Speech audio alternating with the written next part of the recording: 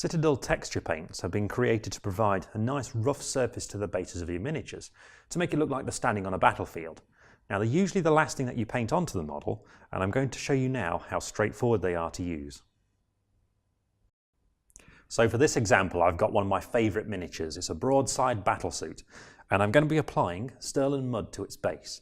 Now you don't need to shake these paints because they're really thick, but grab yourself two different size brushes. I'm using a medium dry brush and a detail brush for this, and you'll see why in a moment. But go for the medium dry brush first of all, and what you do is get a really good scoop of this paint like that, and well, just grab your model and start blobbing this paint onto the base like that. So be really generous with it, apply plenty on like that, and just start pushing it around and build up that texture as you go. It's up to you exactly how much you put on. Obviously the more you put on, the greater the texture will be, but here's what that other brush is for. When you get close to the feet of a miniature, just switch to your other brush and use it to poke the paint around its feet like this. This way, you'll be able to avoid getting any paint onto the miniature.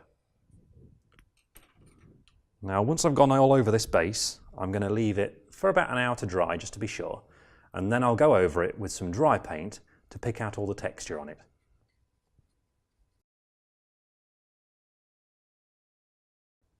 So now I've added a dry paint over the top of the texture, and well, you can see it's really defined it. Now the broadside looks like it's striding through a muddy battlefield. So things to remember about these paints are that they're designed for being used on the bases of your miniatures. When you apply them, put a blob on and start pushing it around, and have two brushes on hand, one to apply the paint and the other to get around details like the miniature's feet.